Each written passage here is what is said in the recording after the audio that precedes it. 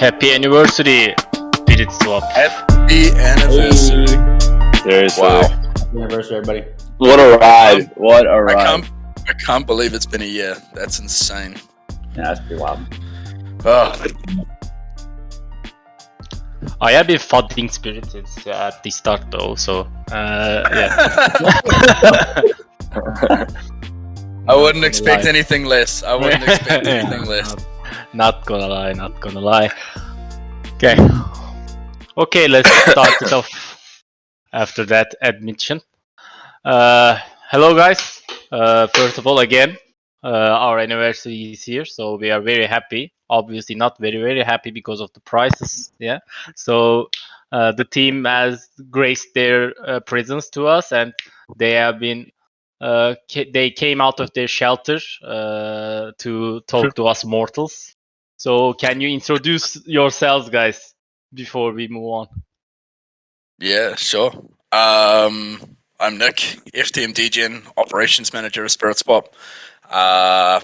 Yeah, I started off as a mod, worked my way up to admin, and then eventually somehow managed to swindle the guys into giving me a full-time job here. So thanks for that.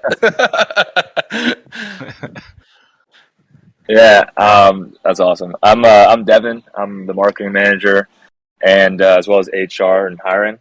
And I'm one of the core founders back in April 24, the anniversary. So back 1 year ago. Great. I can go. He's coming to go. I'm Rob. My role has kind of shifted more towards being a PM. So that usually stands for like product manager, program manager. So I'm working a lot with the devs, and that's what I do day to day. Nice. A lot of What's up, UI guys? stuff. A lot of UI stuff. Rob, the UI guy, he's here. Lately, I've been very involved in the Solidity development for our V2.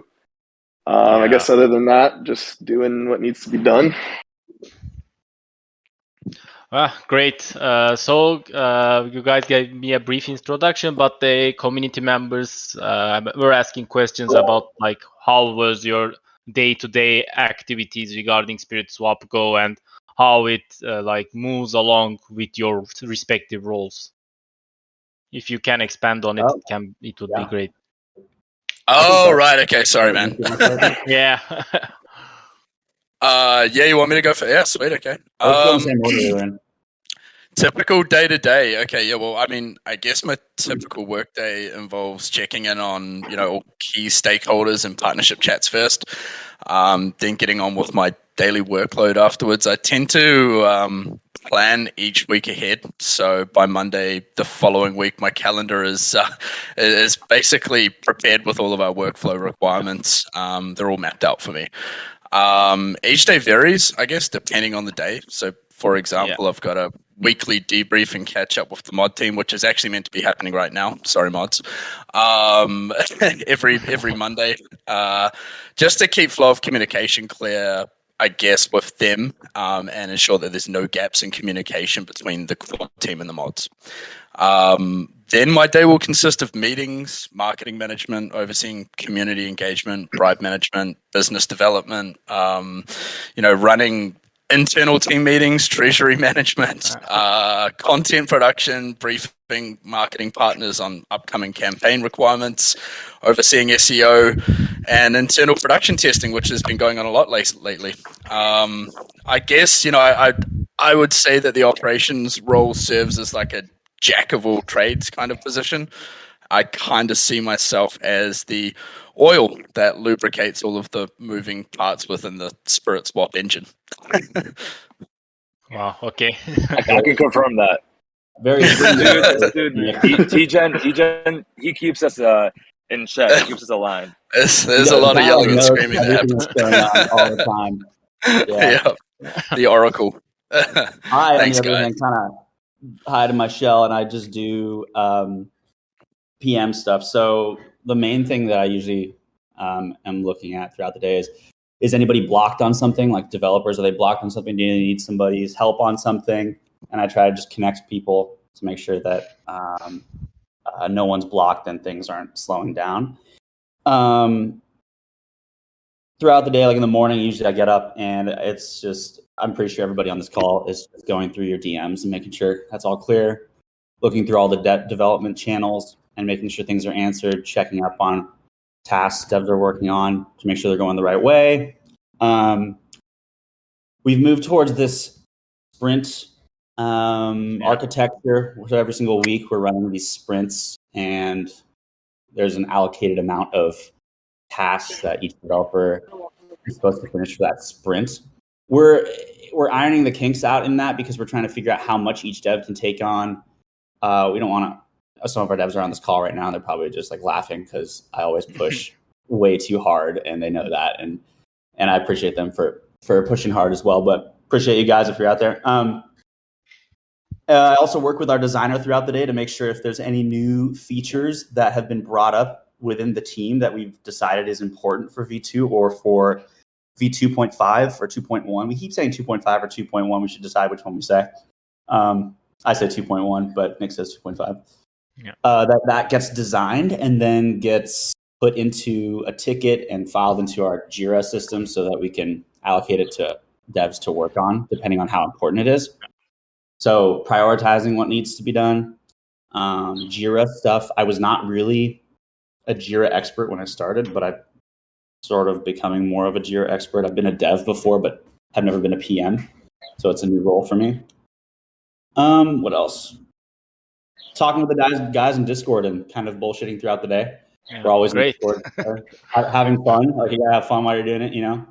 That's Always where your having fun. money is going, lads. Right. Shit talk. Yeah, you can ask them. I'll always drop like a DJ. Actually, Sid banned the DJ because I kept playing DJ music Rob. too much while we were, Jesus while we were working. Christ. So, Dude, Rob, when he said he doesn't have he's hiding in his shell, that is the biggest lie I've ever heard. This dude has no shell. I've known Rob for way too long, and he has no shell. He's always pumping people up. yeah. So Hell that's yeah. also one of the things he does. Rob, Yeah. Rob is I definitely the let's fucking go guy of SpiritSwap. Hell yeah. Yeah, We love you, Rob. Yeah. I can go next. Yeah, of So course. one of the things, I've been kind of dabbling a lot in different pieces of the marketing.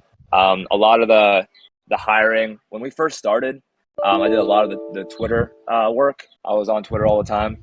Now we have Raska, who's been killing it. He's been managing that. So I've had time to think more about like Shout how we out want to Raska. market things. Yeah.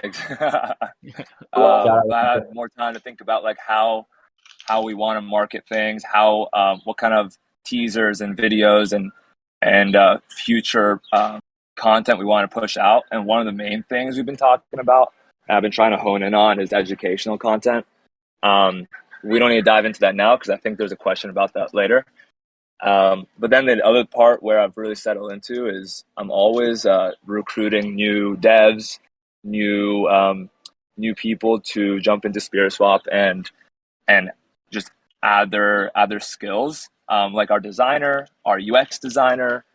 We have JD, who's the UX designer. Worked really close with him on developing the first V2 draft, basically. And then we have our graphic designer, Amanda, who I work with really closely as well. And then just overall, like day to day, I'm just in Discord. I just follow up with like, okay, like are things just moving? Are we making sure the content's being created? I also do a lot of the negotiations in terms of pay and hiring because that can kind of get pretty, I wouldn't say intense. I would say pretty just, there's a lot to it and I don't want the guys to be distracted by that, right? So I try to handle most of that. Devin's good at it. What do you say? None of us like those conversations, and Devin's good at doing that stuff, and that's his thing. Yeah, it's just it's more of a distraction to the team. So I want to make sure that everyone's working on what they got to work on, because especially in the past, we had everyone in every field. People were jumping to partnership chats and design chats and marketing and dev, and then it became too many cooks in the kitchen. And so we did a really good job with finally solidifying our roles and responsibilities. And so since then, I think we've been way more streamlined, way more efficient. So Great. it's been a great day today. Yeah, because you are at this AMA, right? What'd you say? Exactly. It's been a great day because you are talking with me. Anniversary. That's the only reason. 100%. Yeah. I should We gotta I get should going. also I should also mention we'll be having a late arrival to the AMA as well. Sid, who's our CTO, he's just been caught up in a meeting, so we can have him revert back to an introduction, I guess, when he gets in here. Okay. Yeah. But we're missing one of the most important people. Heesh, step up to the stage, man. The director up, of guys? Rugby That's by for last. himself. So day to day, it has changed quite a bit for me. Originally, I was doing like a lot of DeFi research and strategy, a lot of partnership talks and whatnot. But these past few weeks, I've been sort of tunnel visioned into testing our Solidity contracts. So a typical day for me is opening up VS Code and Hard Hat and just going to town testing with Sid. And yeah, we've come a long way. I think we're at 100% coverage on all our smart contracts that'll be launching and ready for audits, and everything is looking really good. What kind of contracts? And say that Heesh and Sid have been really putting in the man hours these last like 3 to 4 weeks. Like these guys are doing 16, 17, 18 hour days. Like they'll be up at 12, 1 o'clock in the morning. Oh yeah. I'll see them in Discord, just plugging away at it. So I think everybody needs to give Heesh and Sid a massive round of applause because they've really taken the reins. Yep, absolutely. Yeah. 100%. Thanks, guys. No, man, you deserve it, dude. You've worked so hard. He should always low key. We always have to be the hype man because he does so much. He totally is. He's too humble, man. You're way too humble, Heesh. Take it easy on me, guys. He should. By the way, he should become a Solidity developer too. Like he just started picking it up, and now he's just a beast. And then he'll go bouldering and climbing, and then come back, and then just spend another 6 hours. It's just ridiculous. Yeah, you should see his forearms are massive.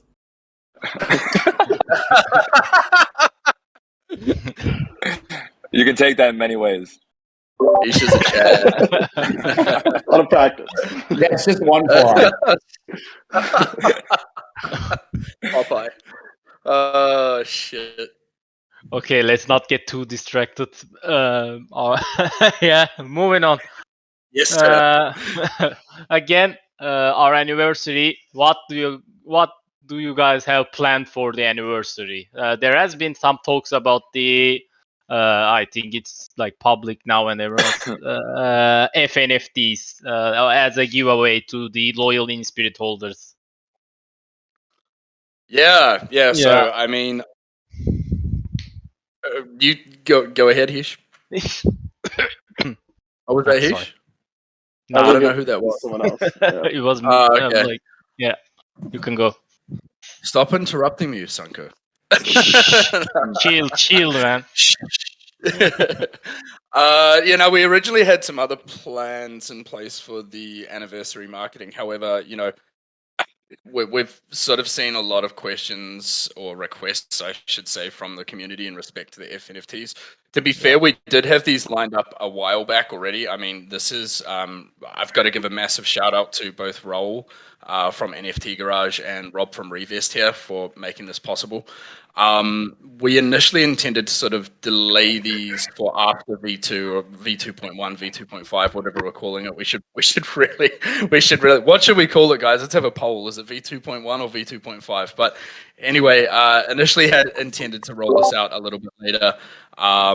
However, in light of, us seeing the community really wanting these and I guess, also giving people another use case or use potential for winSpirit, we decided to roll these out as a part of our anniversary surprise to everybody.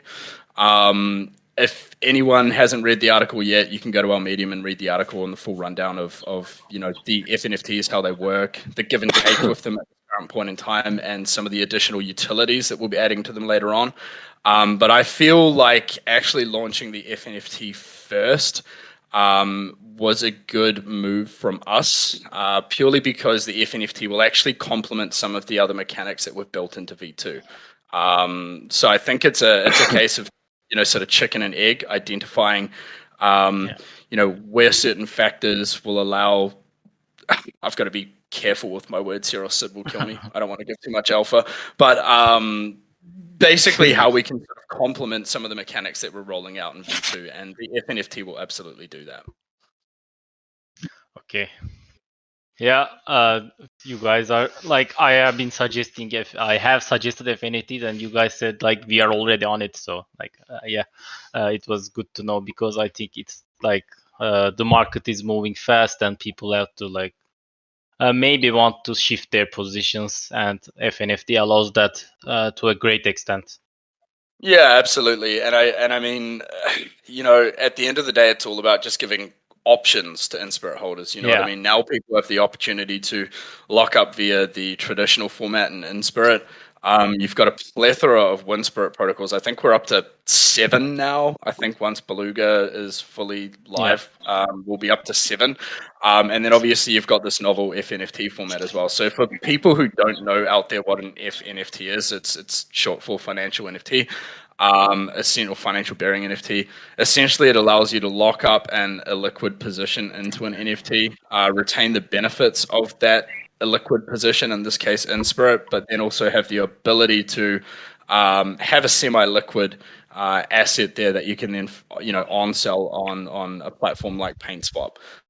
So with our fNFT, because we partnered with Revest to make this happen, again, shout out to Revest, Rob and his team. You guys did an amazing job. Thank you very much. Anyone who wishes to on sell their winSpirit fNFT can do so via the Revest listing on PaintSwap.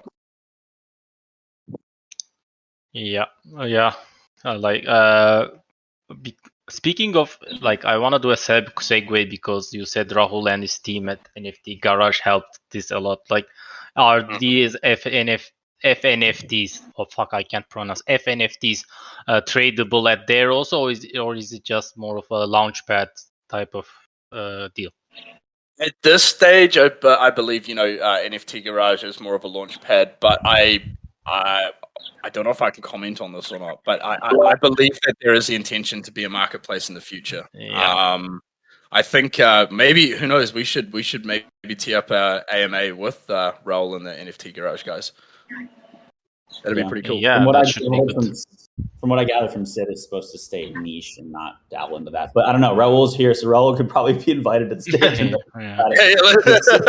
But if Sid gets in here, he can talk about that. But I have to give like huge props again to Raul and his team. Like, those guys are absolute beasts, man. Like, we will we'll put a task out to him or a request out to him, or just seeing like the manner at which he's able to execute and ship is insane. Like, these guys are incredibly quick and fantastic developers. So round of applause to them as well.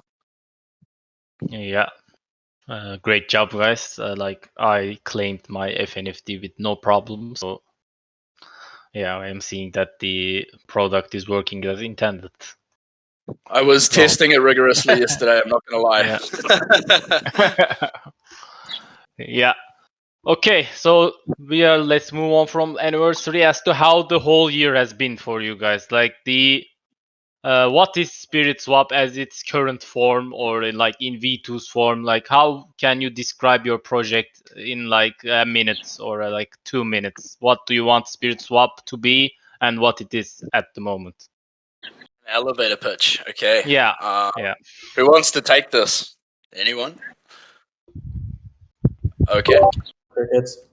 Nick, you can start it off, and we can add to it. Yeah. So I guess for me, SpiritSwap is more than just a DEX. It's what we're trying to build here is a DeFi hub. So, our unique selling point stems from the fact that we've taken the best bits of DeFi and, I guess, curated these products and functions into a mega hub of all things DeFi.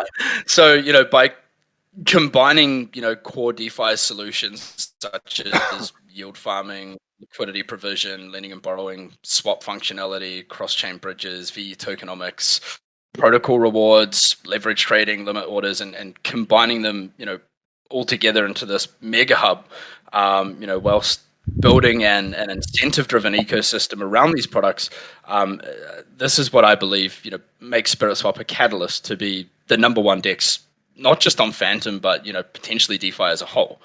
I guess in terms of where I see us in the next 6 months, I would like for a greater level of decentralization and more participation from winSpirit protocols and the community surrounding development and governance of SpiritSwap. If you look at our Git book, after v2.5, and this is something that Heesh has sort of been starting to scratch the surface on, in alignment with his v2 work, is full on-chain governance. That'll be a huge focus for us. So for people that don't know what full on-chain governance is, this will essentially enable anyone who has the ability to code changes themselves or upgrades for SpiritSwap to consider, propose this to the DAO, and then once these changes are officiated by the DAO and voted in, simultaneously the PR, the pull request that they submit with that proposal, will then be in effect, enacted on straight away as soon as the DAO approve it. So it essentially means someone can put a bit of code out there, and if the community voted in, then those changes are made to the DEX.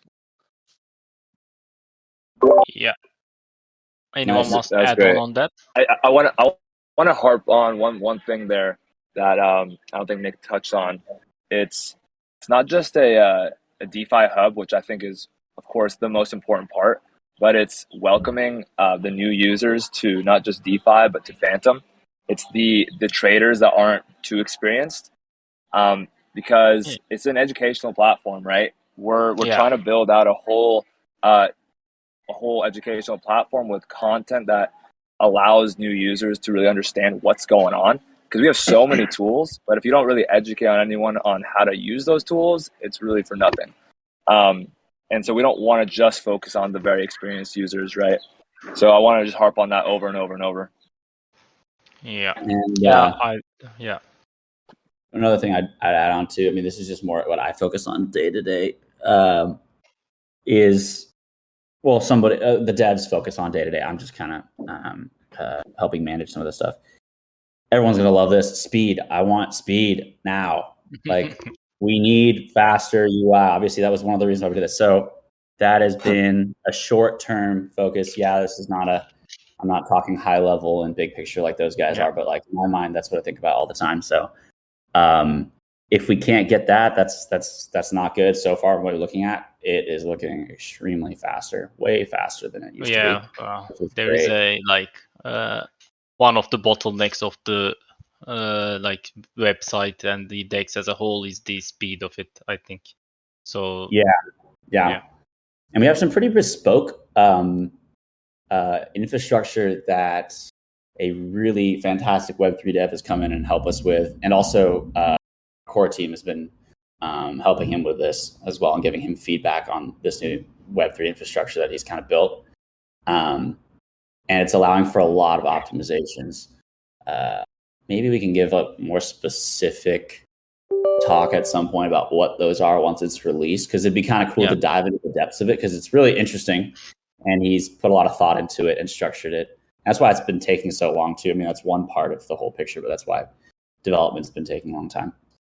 Yeah, I guess V2, you guys are talking about 20, 25 different things, and it's probably takes a lot of time to test it and to do it in the first place. Yeah, especially because you're adding new features on top of just trying to get things faster as well. At one point, we were moving the goalposts so much, and we had this internal debate so many times. We were like, "Hey, yeah, we should add this." And eventually, we all realized that we couldn't really keep up with all of the new features. We had to set the goalposts somewhere and hit them, and we set that a while ago. Coming up. That's the funny thing about DeFi, right? Is it's such a fast-paced, moving environment that when you're in the middle of building something, by the time you finish building it, it's either already been done or irrelevant. So it's it's super frustrating when you're building out and entirely. Yeah, sorry. No, carry on, Rob. I was going to say upgrading things is a pain in the ass too. The people working on stuff like that, but it doesn't help. Yeah, I mean, rebuilding an entire code base from scratch is, no easy feat by any means. It's a monumental task, and I mean, we've got a huge development team working on it. We've really scaled the operation, but it's a huge task, but there is light at the end of the tunnel. I'm pleased to say that. Yeah, There we've is. also we have a big, but we've also cut it down from. We had a bigger team, realized it wasn't that efficient to have that huge of a team, and we just have a core, really good devs. They're in here. Freaking love you guys. You're in here. I think Dario. Shout out to the devs. Yeah, you guys Shout are. out devs. Some shout out. They work the hardest. They work so hard.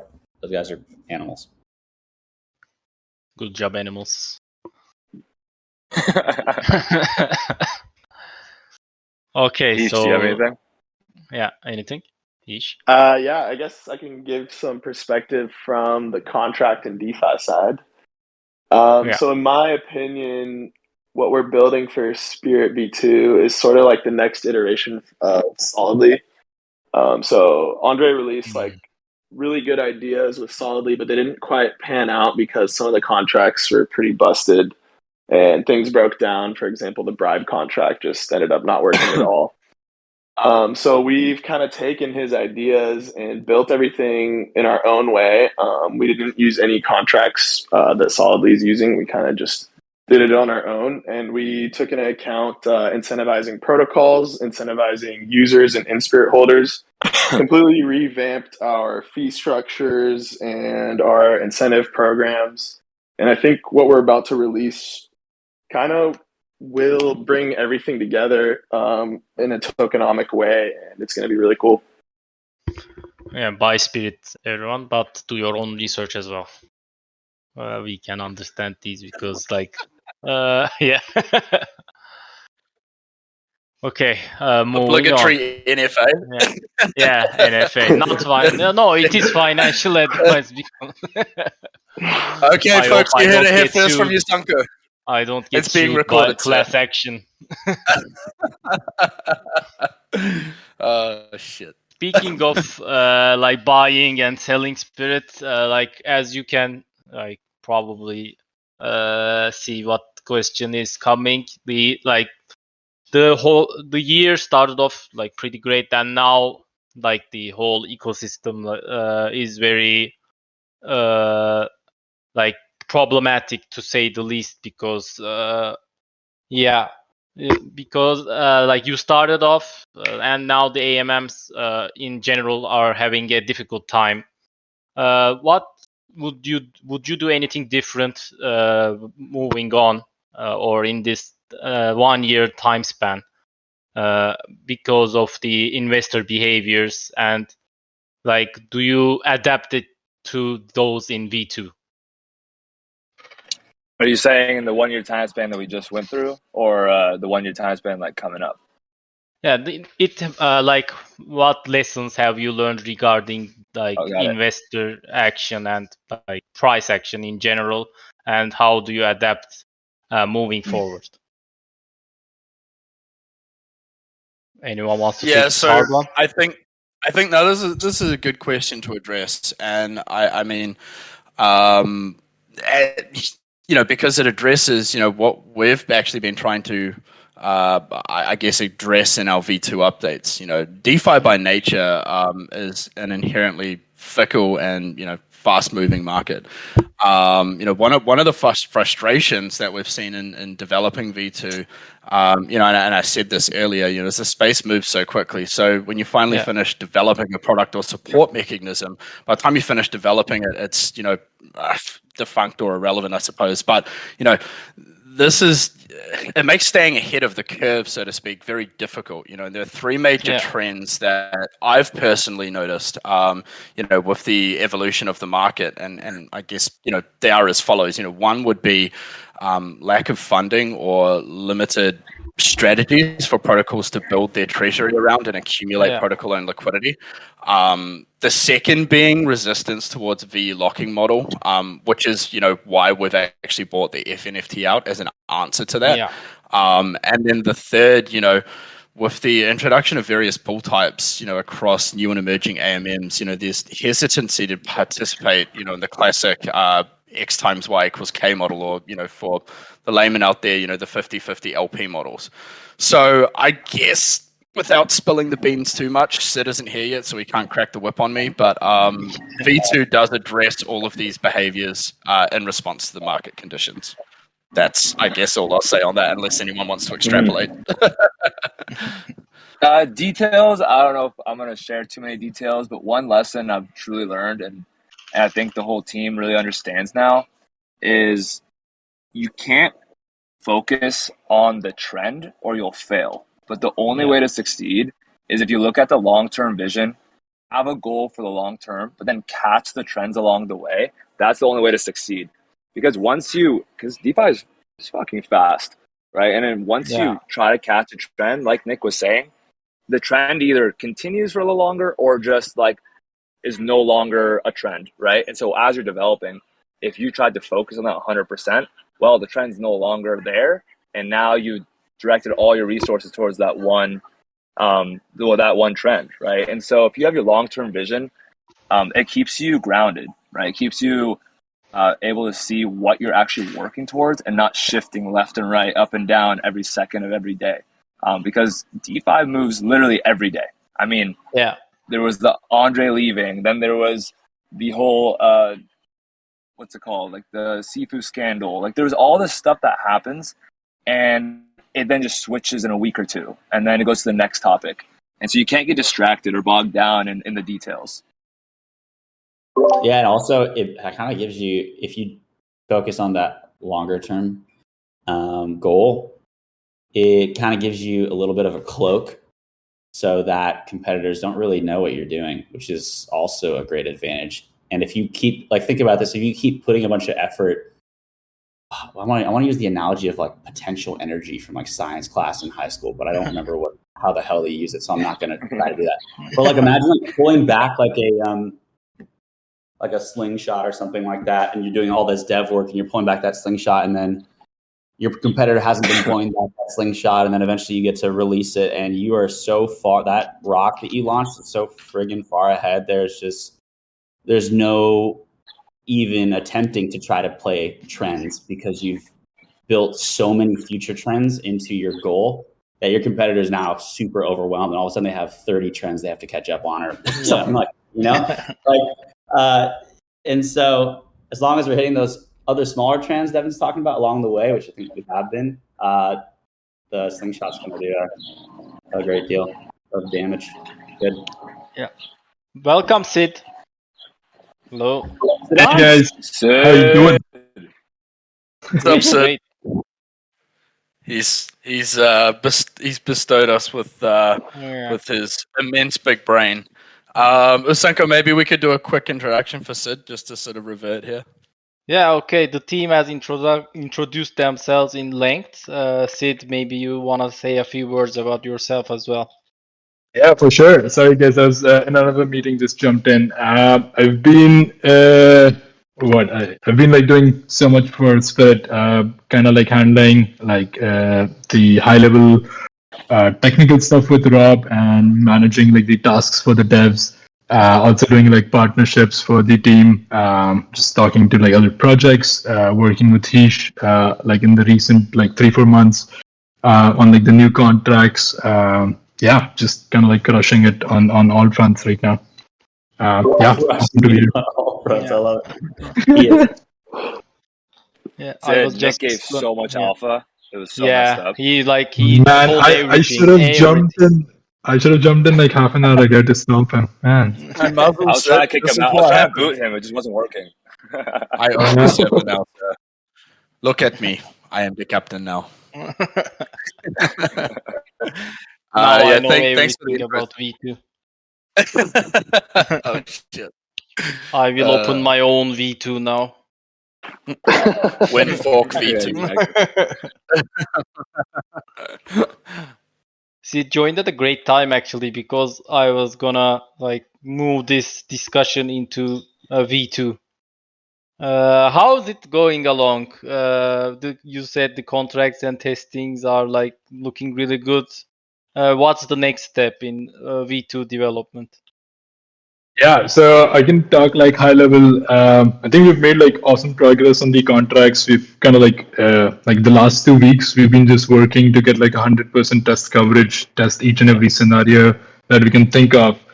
We've kind of like passed it off to like a couple of different auditors. One is like Byte Mason's team, and then a couple of other people as well.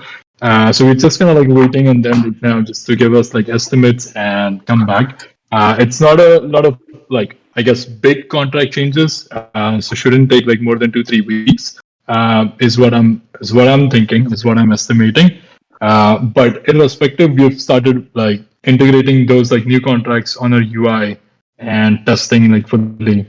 So hoping to have like an awesome working, I guess like a beta version like internally in a week or two, and then we just need to like do like rounds of testing on it, like couple of rounds of testing, and then yeah, that should be kind of like the timeline.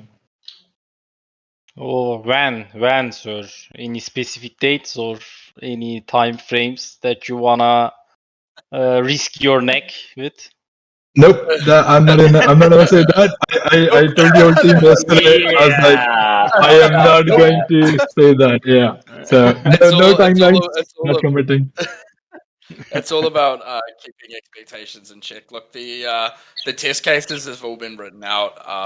There's test cases for the smart contracts and the UI as well. I did the UI test cases last week, I think. I think there's like 200 items to check off the list on UI alone. So once we're at the end of our current sprint, which is just finalizing the current iterations of V2, we'll then be able to hook up all of the smart contracts and then run through an internal sort of alpha round. So if that all goes according to plan, then the deadline should be soon. Soon TM, right? Good answer. The cool thing is that once we test internally, we're going to open it up to the community to help us bug bash. So we will engage all of you to help us basically continue testing and make an even better product. So I can't wait for that, to be honest, because it's gonna be cool to see what you guys catch if we haven't caught it. Yeah. Will there be bounties? Devon's actually. Yeah, well, that's Devon. Do you want to talk about that a little bit? Devon's come up with a really, really cool plan to actually engage the community and like a little bit of a competition, I guess, Dev, do you want to maybe give a bit of insight to that? Yeah, so it's not all polished yet, but the idea I had was right now we use Jira for dev tasks and bug tracking and all that. That's our project management software tool that we use and a development tool. And what I was thinking is creating a Google form and posting it to Twitter. And what would happen is it would have some questions like, okay, what's the bug that you found? Tell us a little bit about it. What page is it on? And some details on it. And then you'd basically submit your Discord handle as well. And if we basically qualify it, we say, okay, is it a valuable bug? Like, is it just a troll or is it an actual bug that exists? Probably will be a lot of trolls, right? Yeah, no, for sure. So we're thinking about that as well. But what would happen is that automatically will be published to an Excel document or a Google Sheet. And I haven't decided yet if I'll make that a live tracker or not, so the community can see all the bugs that have been inputted. And then they can see how many they've inputted compared to others. And what we'll eventually do, we'll incentivize basically the best bug bashers. And so not only will it be just a fun competition with the community, but it'll also help us gather as many bugs as possible to basically streamline internally.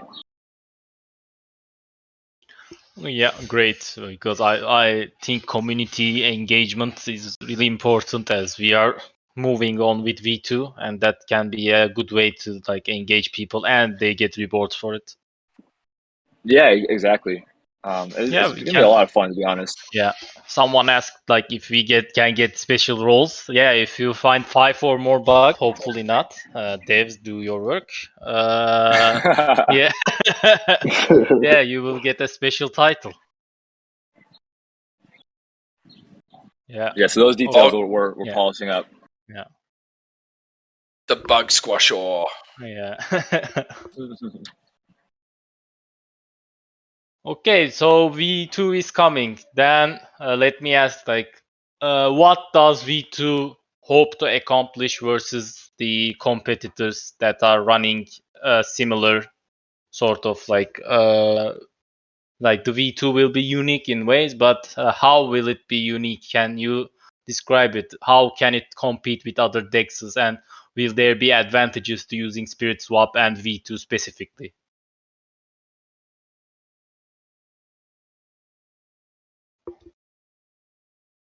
Who wants to take that one? Nick, gonna go? Or I can just point and ask if that radio silence is all I'm gonna get after a question. I mean, yeah. So I'm just cautious about giving away too much information. We've done a lot of research and analysis as to like a lot of internal surveying, a lot of surveying among DeFi OGs, among Phantom OGs, and sort of really, I guess, doing case studies on what other protocols are doing right that we're not doing. Yeah. Identifying gaps in the market where we could be capitalizing on more, and then also looking internally as well and reviewing, what's working with our current ecosystem, what's working with our current tokenomics, and most importantly, what's not working. Because if you don't review internally, if you don't self-analyze objectively, then the wheels are spinning, but there's no traction on the ground. So V2 sets out to solve, I guess, multiple issues, not only internally within SpiritSwap's ecosystem where areas of improvement can be made, but also, again, reverting back to this whole DeFi hub curation sort of model that we're doing, taking the best bits of DeFi that are available out there, and implementing them within our new model, within our ecosystem, making sure that these bits that we're curating actually complement one another as well. Because if you build layers of products or features on top of each other that allow to complement the previous one, it really just builds a robust ecosystem for yourself. And then also, like I said, identifying gaps in the marketplace as well is also of immense importance. And that's what I believe we've done with V2, whereby we've identified certain features that aren't currently out there at the moment that we can bootstrap onto our ecosystem. Again, that further complements some of the other mechanisms that we've built into V2. Obviously, addressing pricing and making sure that we're being attractive to aggregators. We're seeing more and more use of aggregators at the moment. So making sure that we're capturing that aggregator traffic so we can bolster volume, which ultimately means more fees for inSpirit holders. At the end of the day, everything we've built V2 around circulates or orientates around making inSpirit as attractive as possible. So that's what I have to say about that, sir. Yeah, thank you for stepping up and answering. Yeah, I don't know if I'm being pretty coy here because again, I don't want to sort of spill the beans on V2 because we've built up so much momentum, and I just want V2's launch just to be epic and monumental. Which Devon's put a tremendous amount of work into the marketing prep for V2. There's a lot of marketing material out there. There's a lot of educational content around V2 that we've built. So, rest assured, once V2 goes live, everyone's going to be made very well aware as to what these updates are and how these updates are beneficial, not only for the SpiritSwap ecosystem, but for the greater Phantom ecosystem as well. I mean, don't short sell yourself. You've done so much work on the marketing. Nick and I DJ and I work together super closely. So like twice a week we'll meet and just detail all the marketing. But I'm truly itching. I'm itching to release it all because there are some cool ass videos and cool ass teasers. It's gonna be content and articles, and I'm so hyped. Oh man, it's just gonna be like a cannon shot. Hopefully. I'm going on a tangent. I can attest to that because I've seen those videos and these guys have put in a lot of fucking effort. So super exciting.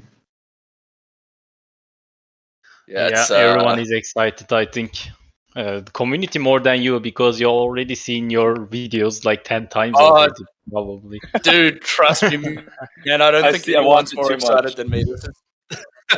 this has been such a long-term effort, of just iterations and going over things again and again and just making sure everything's honed and polished and perfect, not just from an educational content side of things. As Devin alluded to earlier, we are having a huge focus and drive towards market education as well. So a lot of the educational features that we've built into V2 I think are going to be very, very unique to SpiritSwap. Just I guess reverting back to my comments about us taking time to survey and identify, where there are gaps in the market at the moment, and education was a huge gap that we were seeing. Also identifying that a lot of users are new to DeFi.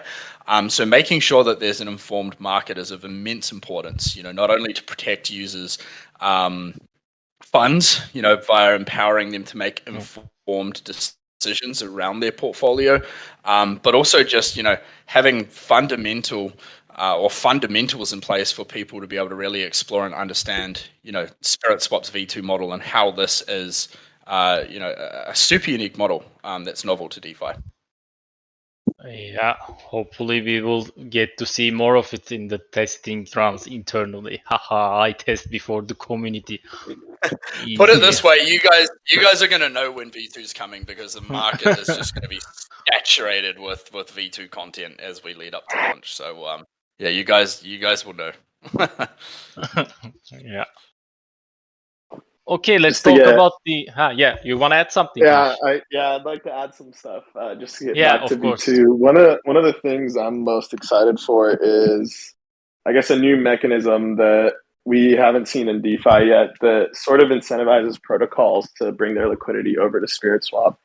And I think this is kind of one of the benefits we're adding on top of the Solidly model. Is when Solidly released, they were like, yeah, this isn't your competitor. Like, this is a DEX. Everyone can work with it. But we found it a struggle to figure out how we can work with this DEX.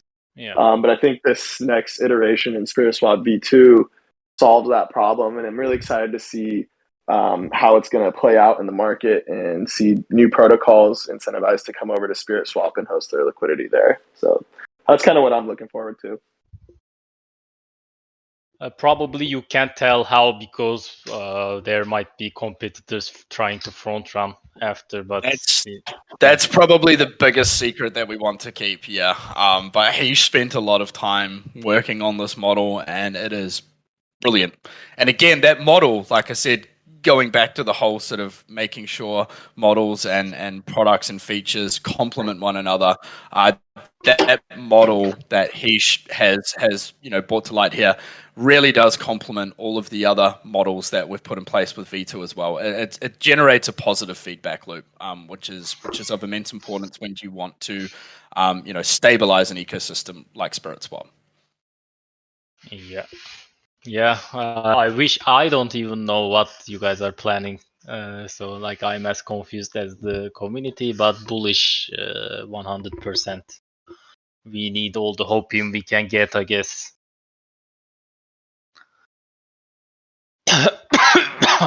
Sorry, me.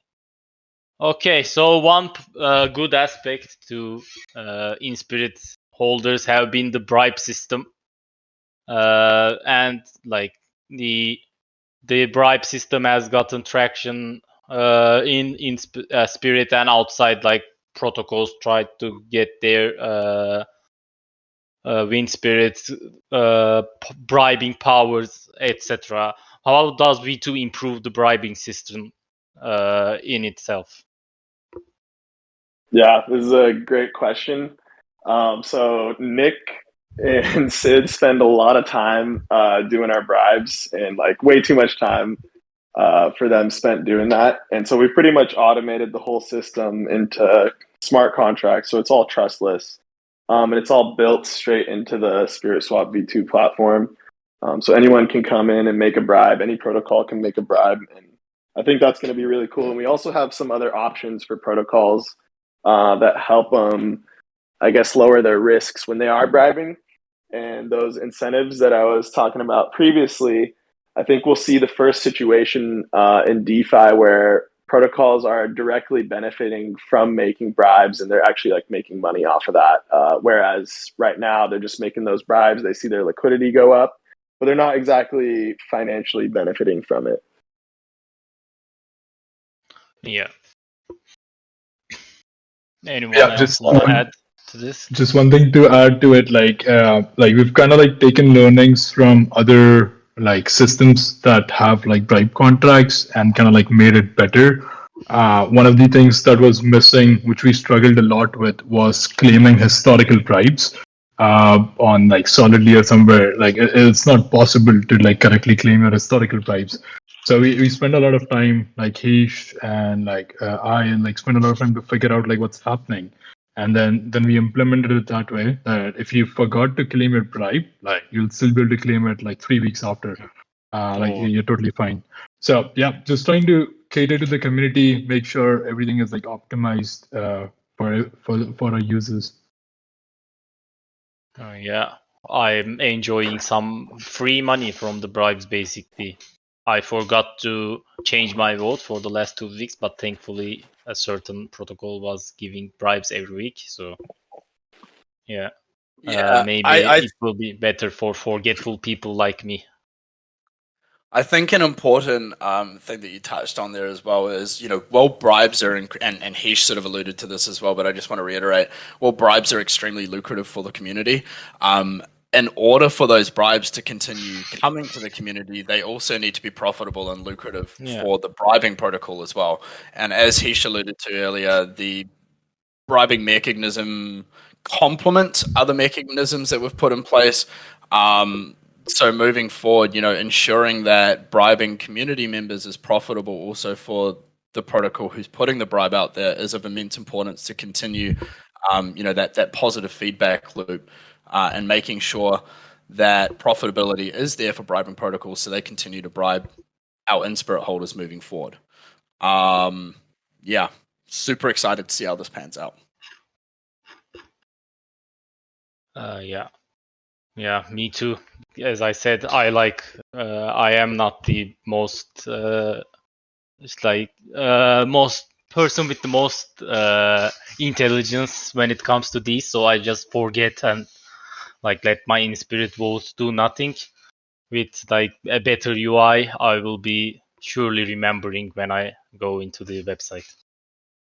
Yeah, I mean, and this is another important thing as to how we've actually manifested the bribes within the UI by sort of having the bribes section hosted within our winSpirit page. Obviously, people are financially motivated, so by getting more and more people to actually, and seeing more and more people participate in bribes, I should say, will actually I guess, cattle prod people towards actually being more involved in governance around our gauges as well. Yeah.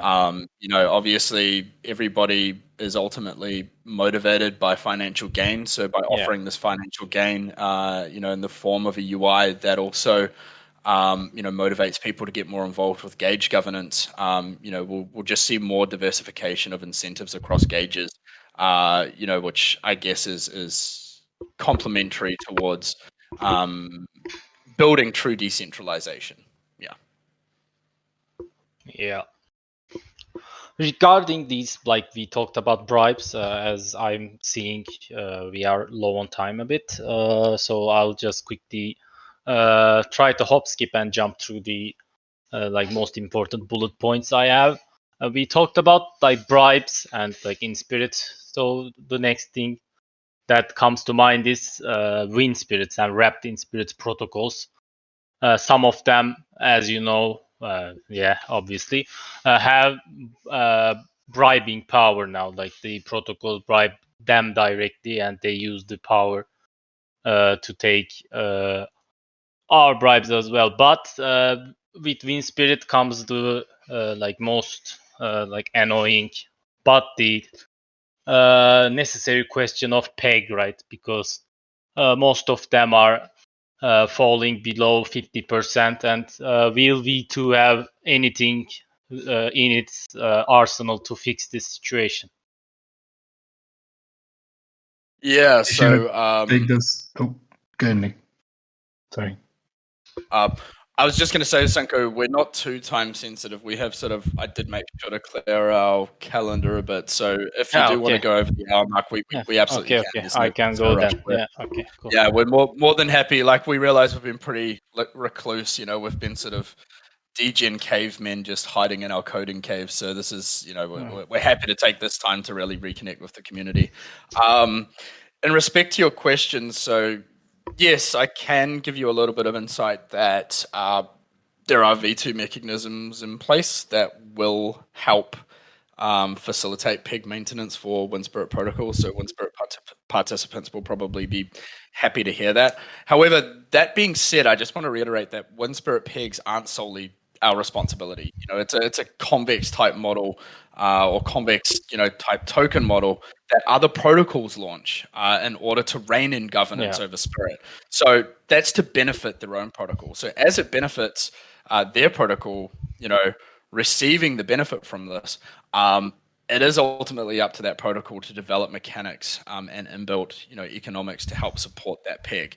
An example of this is, winSpirit having the swap to mint function that they've put in place, and I believe Liquid Driver has also done this as well. I'm not too sure, whereby users don't get wrecked if they go ahead, or new users are going ahead and minting automatically, but that particular derivative is below peg at that point. If someone goes in and mints while it's below peg, rather than actually minting fresh winSpirit in this case, it will actually redivert and buy from the open market, which actually helps bring that token back to peg by buying from the open market, and it ultimately gives the participating user a better output on that trade or on that position. So yes, there are mechanisms in place in V2 that will help support peg, but ultimately, the protocols who have launched these derivatives, it is their responsibility, and onus is on them as well. Yeah. Anyone else want to add something? Did you want to add? Sorry, Sid, I fully butted in. No. Yeah, you did. You did. You covered everything. All good. There were some like winSpirit pools, LPs, moving on to V2. Will those be included? Will all of them be added? Will it be boosted farms? How will that be in the future? Sid, I might give away too much here, so I'll let you answer that one. I don't want to give away too much. You're scared of your job? Sanka. No.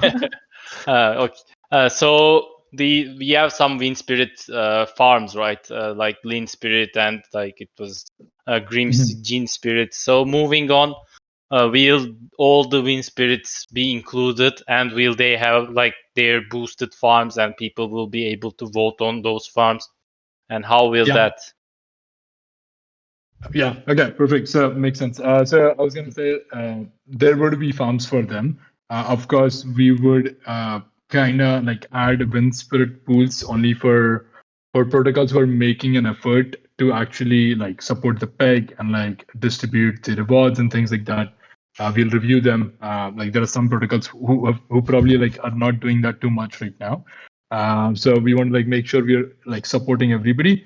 And then the other kind of like question that you asked was they would be part of the boosted farms. So right now you only get like a single APR. There is no range on it.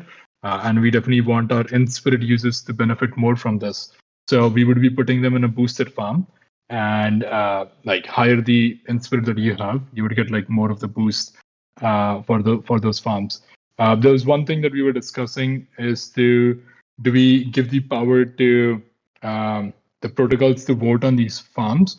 But what we realized was it's going to be difficult because the equation, like the rich becomes richer and the poor stays poorer, like kind of like applies, because like let's say Liquid Driver or Ola could vote for their own pools and get like more of the emissions, which would in fact hurt like the other protocols. So we still want to be cognizant, like, hey, we want to like support everybody equally.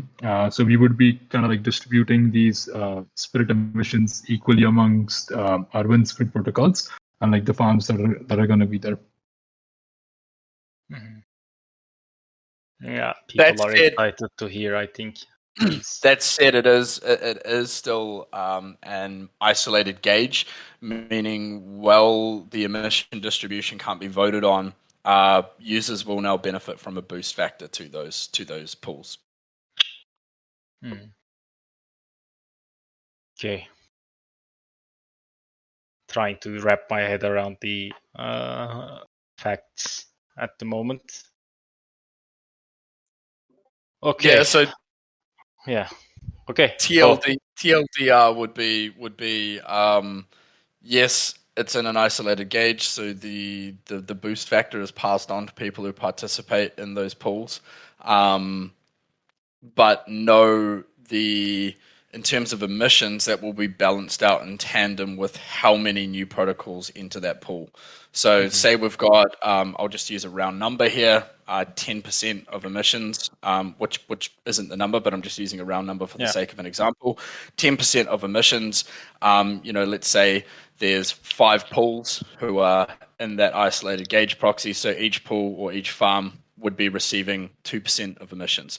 As more and more winSpirit protocols enter the race, that will ultimately dilute that pool, and that pool will be the emissions for that isolated gauge will be distributed out equally in proportion with how many other protocols are participating in winSpirit. Yeah. Okay, thank you for the TLDR, because it was a bit of too much information for me to grasp with my small brain. Yeah. Okay, so let's talk about the roadmaps ahead. Any partnerships you have lined up? Anything planned? Any alphas you can give in that regard? Anyone? Elon. Okay. Okay, Twitter.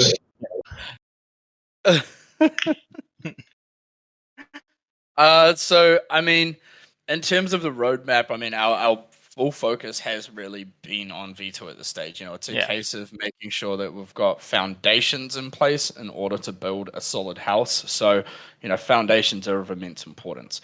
I guess, look, in terms of partnerships coming up, there's 2 pretty big partnerships, which are, public knowledge at this stage anyway.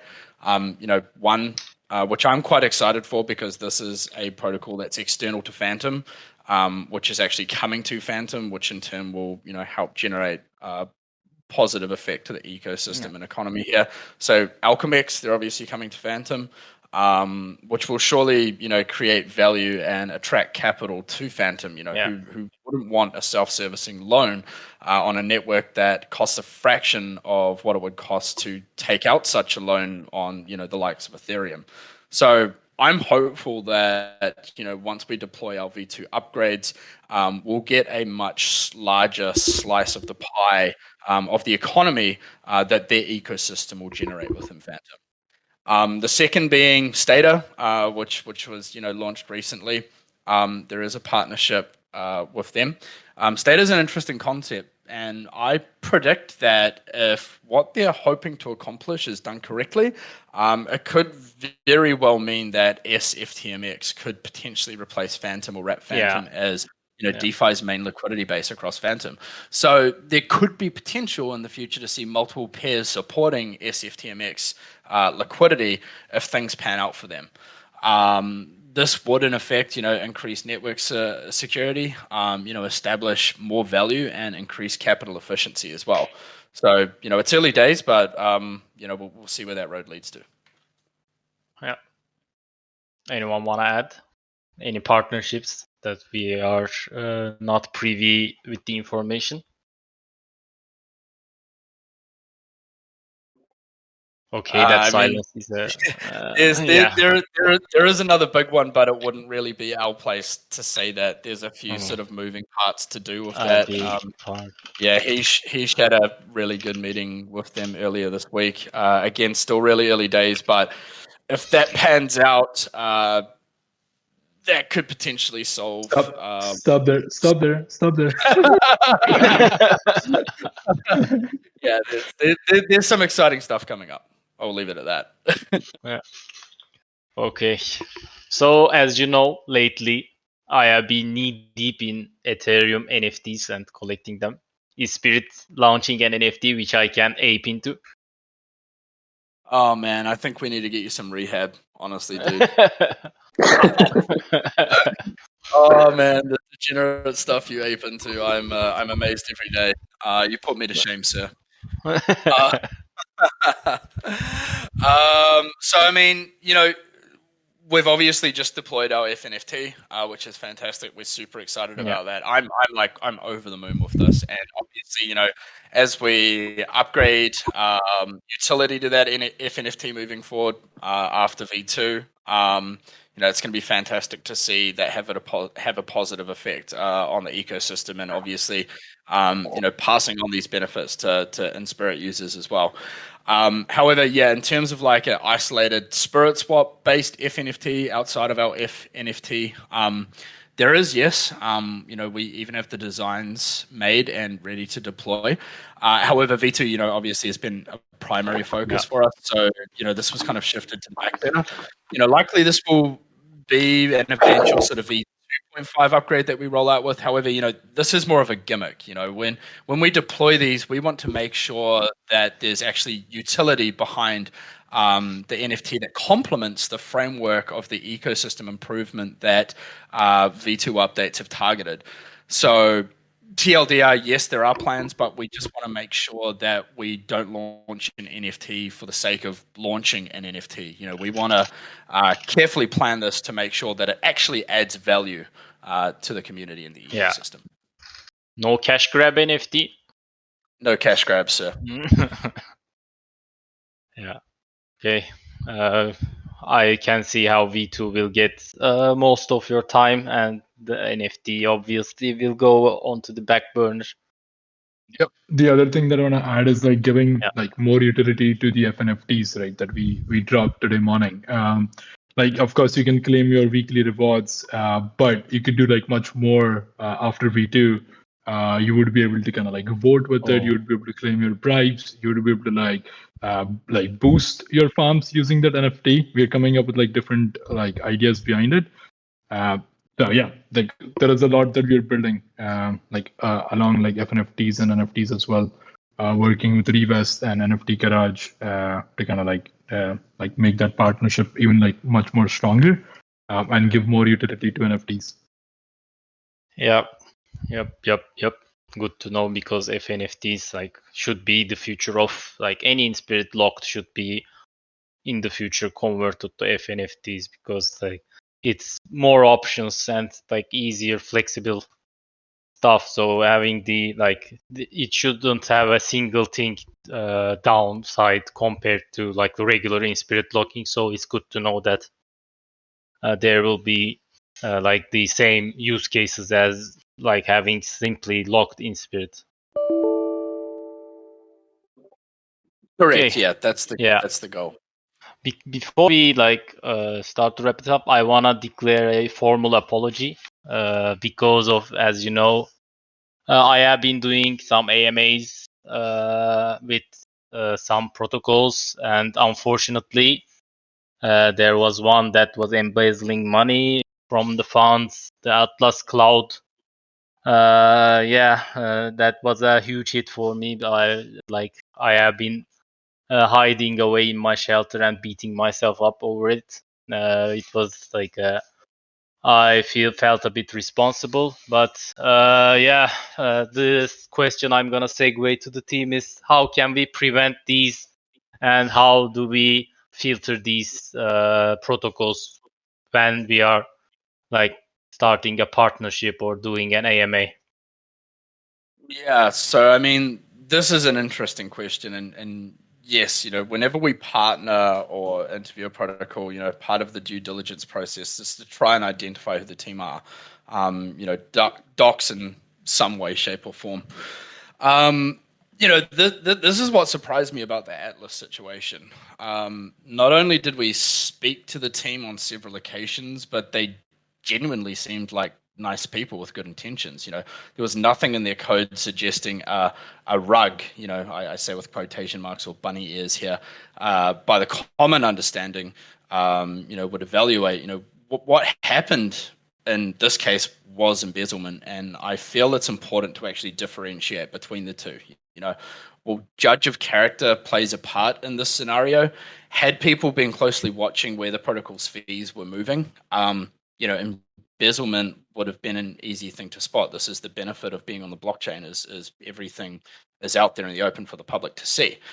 Yeah. Which is what eventually happened here. The team, it was actually some of their internal team, some of their mods who were kind of like picking up on some of these transactions and querying them with the core team. At this point, the team's actions were discovered and they chose to capitulate, leaving the protocol to die. So foreseeing such events is not something that can be identified simply by looking at code, for example, assessing if a pertinent contract has been renounced by the team. It's an unfortunate situation, but unfortunately, a common occurrence in DeFi at the moment. We'll always do our best to mitigate risks of our community being exposed to such activities or events, as it not only hurts our users, but our ecosystem also. However, this is where an active community is really important, community cohesiveness. We can't have our eyes everywhere, so we rely, on the DeFi community as well, as a collective, to keep their fingers on the pulse and sound the alarm, if they ever suspect anything is amiss. I think there's a good approach to going about this. At first, if you ever suspect something is up, I would recommend users try and address this internally with mods of whatever protocol it may be, or even try reach out to the core team to try and get an understanding or rationale as to what's happening, surrounding some of the red flags that you're throwing out onto the field. At which point, if you don't get an answer that you're satisfied with, then move on to the next steps, which would ultimately be, jump into some larger community servers like Phantom community alerts, for example. That's laden with lots of really experienced developers and very knowledgeable OG community members as well. Start a dialogue in there about what you're maybe observing, and try and get some better understanding from some of the developers in there, or core community members in there. And again, if you then still can't get the answers that you're looking for, if there are still red flags, at that point, it may be time to sort of sound the alarm. I guess what I'm alluding to here is, don't just go and FUD unnecessarily. Always give protocols the benefit of the doubt first. Do your due diligence, I guess, in investigating any of the red flags that you're seeing. But ultimately, if you're not satisfied with the answers that you're getting, then at that point, it might be time to sound the alarm bell. Yeah, as I said, bit of a sore spot for me, because I have put my faith in every one of the protocols I do AMA with. I do my own research and read their stuff up, but yeah, I got completely blindsided. I really don't think you should beat yourself up over this. A lot of really well-respected protocols out there had integrated, with that list specifically. I mean, we obviously whitelisted their token, gave them a farm. SpiritSwap had them whitelisted as well. So there was due diligence done. And like I said, in this case, it wasn't, you kind of can ultimately call it a rug as to how they went about it, but it wasn't a rug by the traditional sense. You know what I mean? It was embezzlement, and, anyone can embezzle money. So don't beat yourself up too badly over that, man. We really appreciate everything you do for our community, and the AMAs that you do are fantastic quality. So yeah, Thank you. I think +1. Yeah. +1 to that. I was gonna say one more thing is this is just gonna become more common and common.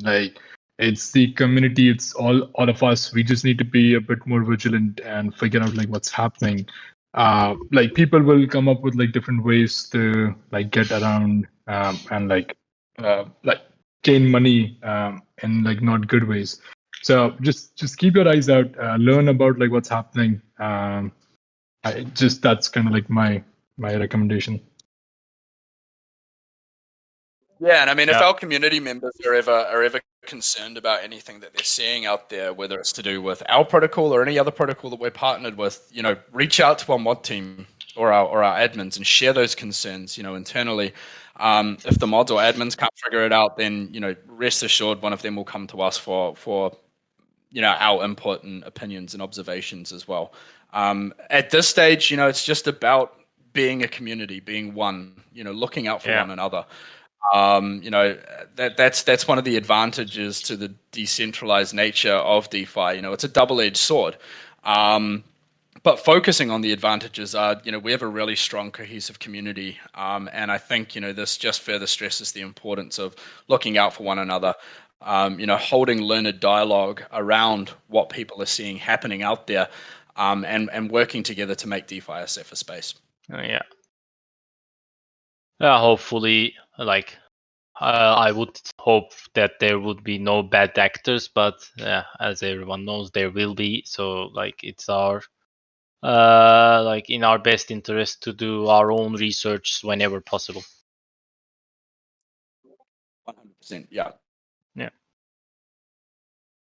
Okay, so I wanna start to wrap this up, but I wanna first give shout out to our mods and admins who have been working extremely hard, deflecting all the FUD. You mentioned the mods and admins. If you have any questions regarding anything, just shoot them a message. They're busy fucking beasts. They will answer it immediately. If not, their payments will get cut anyway. So yeah, shout out to Mighty, the good guys, and MYD especially for recording this. Hopefully you are recording this, man. Otherwise, again, your payment will get cut off. Oh shit! I have a team member now because I am in the chat with them. I also, I've got close ties with the mod team. Before I stepped into the operations role, I was lead community manager. So, Fahrenheit, Flowing Dream, MYD, JJB Good, Allspark, and most importantly, Usanko obviously as well, but most importantly, Ige, Nazaru. Thank you guys so much for running such a smooth operation, keeping our community engaged, keeping our community informed, being super active in answering those questions. We've really honed in on our response time. I think SpiritSwap has, one of the most supportive Discords out there in DeFi, purely due to our strong moderator and community management team. So, again, I can't thank you guys enough. I absolutely love you dudes. You're all amazing. Yeah, you guys rock. Saving us so much time on V2. Legends. Absolute legends. Thanks, guys. Okay, so anything you want to add? Any last alphas? Anything you guys want to add before we start wrap this up? I want to say one thing about AMAs and some town halls we want to start doing a little more.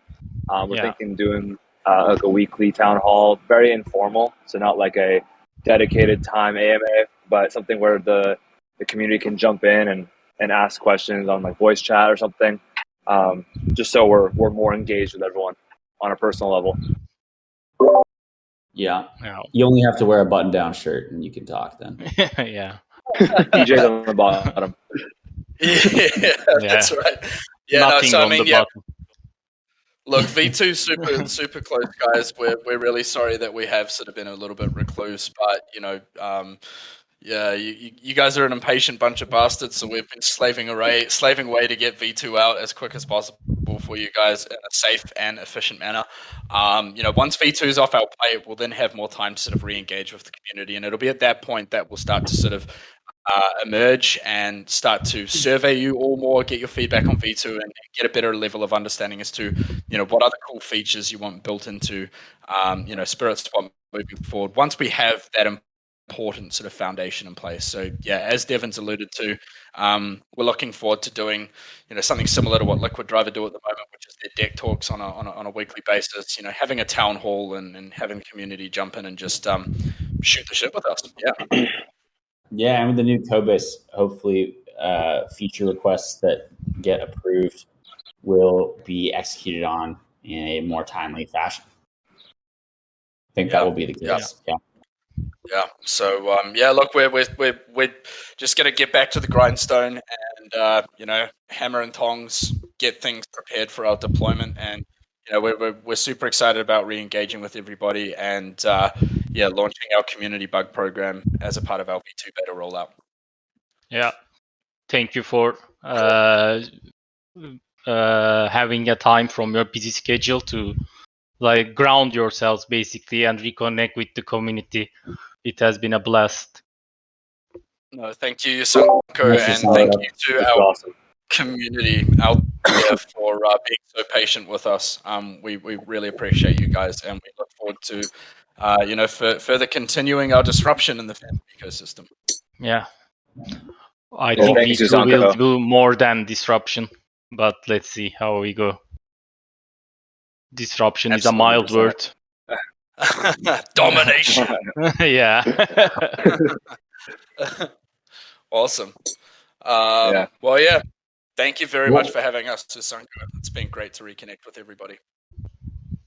Yeah, hopefully we'll do these more often. For sure. Absolutely. 100%. Yeah. Try our best to do that more often for sure.